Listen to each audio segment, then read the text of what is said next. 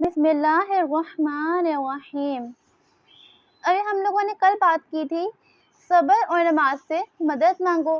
ہم لوگ سورہ بقرہ سے صبر، نماز اور سکون کی تعلیم کے متعلق بات کر رہے ہیں، جس میں ہم لوگوں نے کل صبر اور نماز سے مدد مانگنے کے متعلق بات کی تھی۔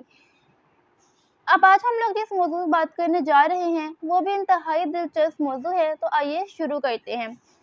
بسم اللہ الرحمن الرحیم۔ نماز دل کا سکون اور اللہ سے رابطہ۔ اب یہاں پہ ہم یہ بات کریں گے کہ نماز دل کا سکون ہے اور اللہ پاک سے رابطہ قائم کرنے کا ایک بہت اچھا ذریعہ ہے۔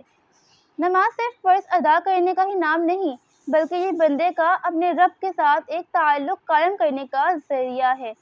یعنی یہاں پہ صرف ہم لوگوں کا نماز فرض ادا کرنا ہی نہیں ہوتا، بلکہ نماز کے دوران بندہ اللہ پاک سے باتیں کر رہا ہوتا ہے، اللہ پاک سے ہم کلام ہو کے بات کرتا ہے، اور اس وقت اللہ پاک بہت قریب ہو کے اپنے بندے کی تمام باتیں سنتا ہے۔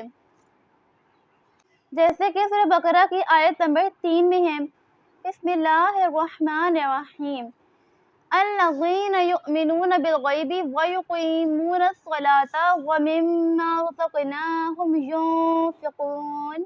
ترجمہ: یہ وہ لوگ ہیں جو غیب پر ایمان لاتے ہیں اور نماز قائم کرتے ہیں، اور جو کچھ ہم نے انہیں دیا ہے اس میں سے خرچ کرتے ہیں۔ اب یہاں پہ جو دوسری بات تھی وہ کیا تھی کہ نماز قائم کرتے ہیں۔ سورہ بقرہ میں اللہ پاک نے کئی جگہ پر نماز کا ذکر فرمایا، کیونکہ نماز ہمیں برائیوں سے بچاتی ہے اور نیکیوں کی طرف لے جاتی ہے۔ نماز ہمیں حلال و حرام میں فرق سکھاتی ہے اور دل کو سکون دیتی ہے۔ جس طرح نبی پاک صلی اللہ تعالیٰ علیہ وآلہ وسلم کا بھی ایک فرمان ہے، جو کہ ہے، اے بلال، نماز کے لیے اذان دو تاکہ اس سے ہمیں سکون ملے۔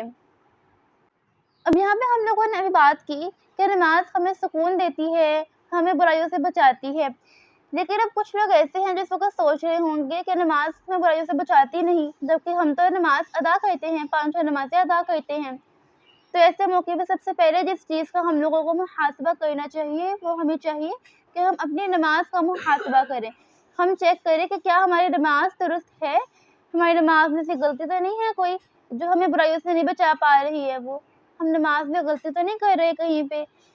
لہٰذا اگر کوئی غلطی کر رہا ہے تو اس کو درست کرے اور اللہ پاک سے معافی مانگے۔